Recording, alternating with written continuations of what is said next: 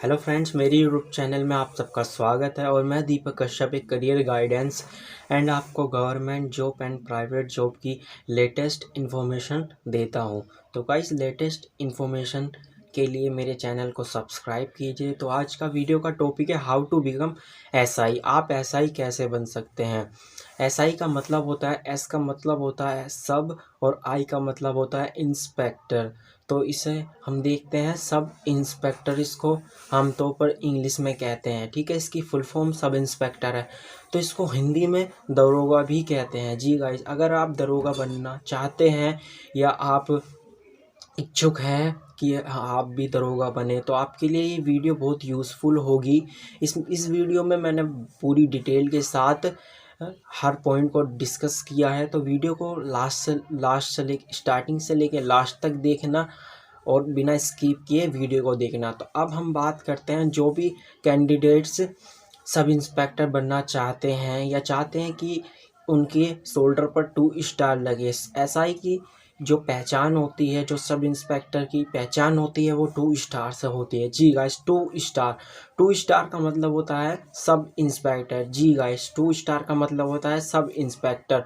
जो आप भी चाहते हैं कि आप भी सब इंस्पेक्टर बने, इस वीडियो में मैंने पूरा प्रोसेस बताया कि आप कैसे बन सकते हैं, क्या एलिजिबिलिटी है, क्या क्राइटेरिया है, क्या एग्ज़ाम पैटर्न है, दैट एक्सेट्रा। मैंने हर पॉइंट डिस्कस किए हैं। तो अब हम बात करते हैं इस वीडियो में पॉइंटों की। तो इस वीडियो में आपको एलिजिबिलिटी क्राइटेरिया मिलेगा, एज लिमिट मिलेगी और आपको इसका सिलेक्शन प्रोसेस मिलेगा, फिजिकल एलिजिबिलिटी मिलेगी और इसमें आपका एग्ज़ाम पैटर्न मिलेगा, एग्ज़ाम सिलेबस मिलेगा। वीडियो में आपको सैलरी मिलेगी और आपको प्रमोशन की डिटेल भी इस वीडियो में मिलेगी।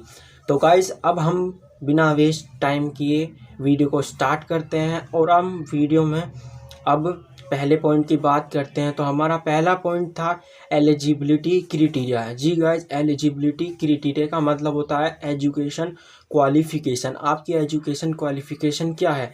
तो गाइस, अगर आपके पास एनी बैचलर डिग्री है, जी गाइस, आपके पास एनी बैचलर डिग्री है, चाहे आपने बीए की हो या बीकॉम, बीएससी या बीसीए, अगर आपने इन सब में से आपके पास कोई भी डिग्री है ग्रेजुएट की, तो आप एलिजिबल हैं, आप एसआई बन सकते हैं, आप दरोगा बन सकते हैं। ठीक है, और एक और बात इसमें है, मेल और फीमेल दोनों ही आवेदन कर सकते हैं और सब इंस्पेक्टर की पोस्ट ले सकते हैं।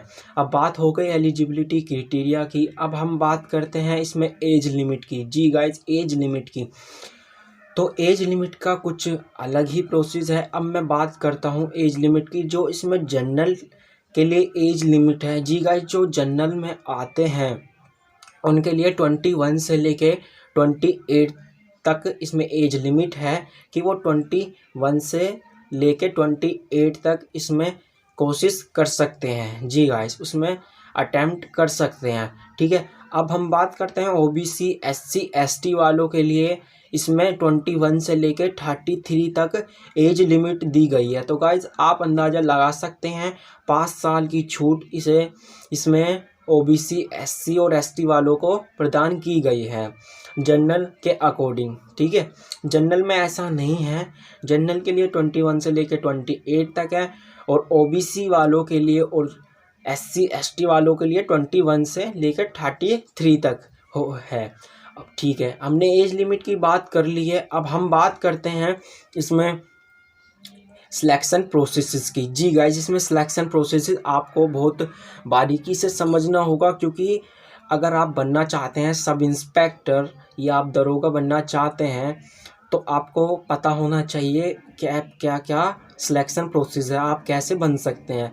तो गाइस, बहुत आप ध्यान से सुनिए। इसमें सिलेक्शन प्रोसेस में 3 स्टेज डिवाइडेड की गई हैं। तो फर्स्ट जो स्टेज है वो आपका एग्ज़ाम होता है। जी गाइस, फर्स्ट स्टेप आपका एग्ज़ाम है, जिसमें एग्ज़ाम में आपका 400 मार्क्स का पेपर होता है। जी गाइस, 400 मार्क्स का पेपर होता है और टोटल क्वेश्चन 160 क्वेश्चन उसमें पूछे जाते हैं और हर एक क्वेश्चन आपको 2.5 नंबर का दिया होता है। जी गाइस, 400 मार्क्स का पेपर होता है और 160 क्वेश्चन उसमें पूछे जाते हैं और हर एक क्वेश्चन आपको 2.5 मार्क्स का दिया होता है।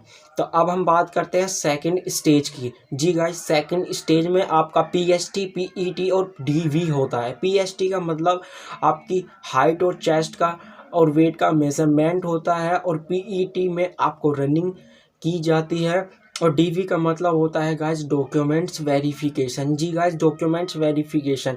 अब बात करते हैं हम थर्ड स्टेज की। जी गाइस, थर्ड स्टेज में आपका मेडिकल टेस्ट होता है। उसी बेसिस पे अगर आपने तीनों स्टेज क्लियर कर लिए, क्वालिफाई कर लिए, तो आपको लास्ट में मेरिट लगती है। उसी ही आधार पर आपका चयन होता है। जी गाइस, हम तीनों स्टेज को देख लिया है, समझ लिया है। अब हम थोड़ा और इसे डीपली डिटेल में समझते हैं। तो फर्स्ट स्टेज में हमने बात की थी एग्ज़ाम के बारे में। जी गाइस, एग्ज़ाम का पैटर्न हम बताना चाहते हैं। एग्ज़ाम का पैटर्न जो होता है उसमें हिंदी है और law, constitution and general knowledge है। जी गाइस, हिंदी का एक सेक्शन हो गया और लॉ, कॉन्स्टिट्यूशन एंड नॉलेज का सेकंड सेक्शन हो गया। अब थर्ड सेक्शन है न्यूमेरिकल एबिलिटी का। जी गाइस, न्यूमेरिकल एबिलिटी का थर्ड सेक्शन हो गया, जिसे हम मैथ भी कहते हैं। अब फोर्थ जो सेक्शन है वो होता है गाइस रीजनिंग। जी गाइस, रीजनिंग हो गया। तो अब मैं बात करता हूँ जो हिंदी में टोटल मार्क्स है वो आपका 100 नंबर का पेपर होगा। जी गाइस, 100 नंबर का पेपर होगा जिसमें कि आपको हिंदी में 14 क्वेश्चन दिए जाएंगे। हिंदी में 14 क्वेश्चन दिए जाएंगे और 100 मार्क्स का आपका पेपर होगा। वही लॉ, कॉन्स्टिट्यूशन जिसे हम मूल विधि भी कहते हैं, उसमें आपको 24 क्वेश्चन दिए जाएंगे जिसमें आपको 100 मार्क्स का पेपर होगा। और इसी के अंतर्गत जनरल नॉलेज में ये एक ही सेक्शन है, तो लॉ, कॉन्स्टिट्यूशन का 24 क्वेश्चन और जनरल नॉलेज के आपके 16 क्वेश्चन। तो टोटल लॉ, कॉन्स्टिट्यूशन से और जनरल नॉलेज से 24 क्वेश्चन और 16 क्वेश्चन, तो टोटल इसका एवरेज स्कोर 100 है। जी गाइस, क्योंकि ये एक ही सेक्शन है, इन दोनों का टोटल स्कोर 100 होगा। जी गाइस, अब बात करते हैं हम न्यूमेरिकल एबिलिटी की, जिसे हम मैथ भी बोलते हैं। तो मैथ में आपके 14 क्वेश्चन होंगे और उनका टोटल स्कोर जो होगा वो 100 होगा। अब हम बात करते हैं रीजनिंग में कितने क्वेश्चन आएंगे। तो रीजनिंग में आपके 14 क्वेश्चन आएंगे, टोटल इसका स्कोर होगा 100। तो टोटल आपके 4 सेक्शन हो गए। तो 4 सेक्शन में हर एक सेक्शन में 100 मार्क्स का पेपर है। तो टोटल आपके 4 सेक्शन है, तो टोटल आपके 400 मार्क्स हो गए और हर एक क्वेश्चन आपको और 2.5 नंबर का दिया जाएगा। तो गाइज, हमने एग्ज़ाम पैटर्न भी जान लिया है और एग्ज़ाम के बारे में जान लिया। अब हम बात करते हैं गाइज सेकंड स्टेज की, क्योंकि अगर आप फर्स्ट स्टेज क्लियर कर देते हो, मतलब कि आप एग्ज़ाम को क्लियर कर देते हो, तो आप सेकंड स्टेज में पहुंच जाते हो। सेकंड स्टेज में पीएसटी और पीईटी और डीवी होता है। तो हम इसे डिटेल में थोड़ा समझते हैं।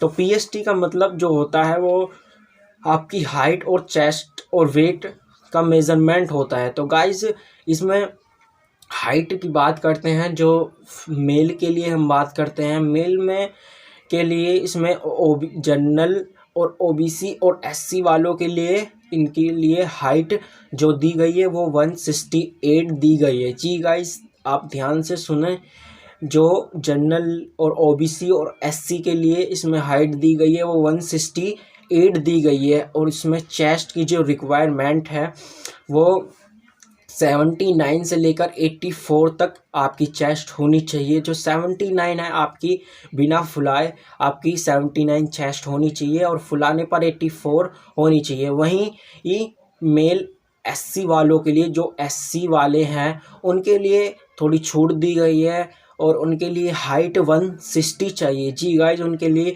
160 हाइट चाहिए और उनके लिए चेस्ट जो चाहिए वो 77 और 82 चाहिए। जी गाइज, बिना फुलाने पर 77 उन्हें चेस्ट चाहिए और फुलाने पर उनकी चेस्ट 82 होनी चाहिए। अब हमने बात कर ली मेल कैंडिडेट्स के लिए। अब हम बात करते हैं फीमेल के लिए। जी गाइज हम बात करते हैं लड़कियों के लिए। इनमें लड़कियों के लिए पीएसटी क्या है। तो गाइज लड़कियों के लिए जो जनरल ओबीसी और एससी में आते हैं, जी गाइज जो जनरल ओबीसी एससी में आती हैं लड़कियां, उनके लिए हाइट जो चाहिए वो 152 चाहिए। जी गाइज 152 सेंटीमीटर चाहिए। तो 152 सेंटीमीटर चाहिए। इसमें लड़कियों के लिए मैं बता दूं, फीमेल के लिए कोई चेस्ट की रिक्वायरमेंट नहीं है, ओनली बॉयज़ के लिए चेस्ट की रिक्वायरमेंट होती है गाइज।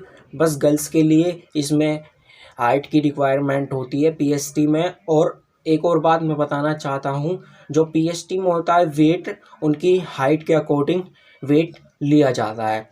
तो गाइज हमने बात कर ली है ओबीसी और जनरल और एससी वालों के लिए इसमें क्या हाइट चाहिए। तो लड़कियों के लिए 152 चाहिए और वहीं एसटी वाली फीमेल कैंडिडेट्स के लिए 147 हाइट चाहिए। तो गाइज हमने पीएसटी की दोनों बात कर ली है, मेल के लिए भी फीमेल के लिए भी। अब हम बात करते हैं पीईटी की। पीईटी में गाइज आपको रनिंग बस दी जाती है। पीईटी में आपको सिर्फ रनिंग ही माननी होती है। तो रनिंग का क्या प्रोसेस है मैं आपको बताता हूँ। जो मेल के लिए है वो मेल के लिए आपको 4.8 की रनिंग आपको मारनी होती है। 4.8 किलोमीटर की रनिंग मारनी होती है। ओवरऑल इसे आपको 28 मिनट्स में मारना होता है। जी गाइज आपको 4.8 किलोमीटर की रनिंग मारनी होती है और टोटल इसे आपको 28 मिनट्स में मारना होता है। ठीक है। अब फीमेल के लिए बात करते हैं। फीमेल को 2.4 किलोमीटर की रनिंग मारनी होती है। ओवरऑल इसका टाइम 16 मिनट्स में होता है। तो मेरे अकॉर्डिंग फिजिकल इतना हार्ड नहीं है। आप थोड़ी प्रैक्टिस करोगे तो आप फिजिकल क्लियर कर सकते हो। फिजिकल इतना हार्ड नहीं है। अब बात करते हैं, हमने फर्स्ट स्टेज की भी बात कर ली है, सेकंड स्टेज की भी बात कर ली है। हम बात करते हैं अब थर्ड स्टेज की। जी गाइस थर्ड स्टेज में आपका मेडिकल टेस्ट होता है। मेडिकल टेस्ट में जैसे आपको पता होगा आपका नेक आता है, आपकी आइज़ आती है, दैट एक्सेट्रा। मैं मेडिकल पे ज़्यादा बात नहीं करूँगा। आप गूगल करके मेडिकल की लिस्ट देख सकते हैं। अगर मेडिकल की मैं एक एक बात बताने लगा तो बहुत लंबी वीडियो हो जाएगी, तो इससे बढ़िया आप गूगल करके देख सकते हैं मेडिकल। तो इसके बाद अगर आपने तीनों स्टेज आपने क्लियर कर ली तो उसके बाद आपकी फाइनल में मेरिट लगती है और आप एसआई बन जाते हो। और गाइज वो वाली फीलिंग जो 2 स्टार वाली होती है, जब आपका ज्वाइनिंग लेटर आता है तो फीलिंग बहुत प्राउड फुल होती है। तो गाइज आप मेहनत करें। अब बात करते हैं इसकी सैलरी की। जी गाइज इसकी सैलरी क्या है।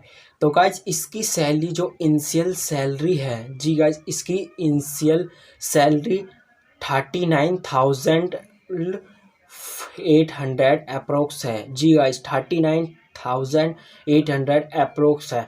मतलब आपको स्टार्टिंग में सैलरी जो इनिशियल सैलरी है, स्टार्टिंग की सैलरी आपको 39,800 मिलेंगी। जी गाइज और जैसे जैसे आप ग्रो करोगे, जैसे जैसे ईयर भी ग्रो करेगी, उसी हिसाब से आपकी सैलरी भी इंक्रीज हो जाएंगी। अब बात करते हैं इसके प्रमोशन की। जी गाइज इसका प्रमोशन कैसे मिलता है।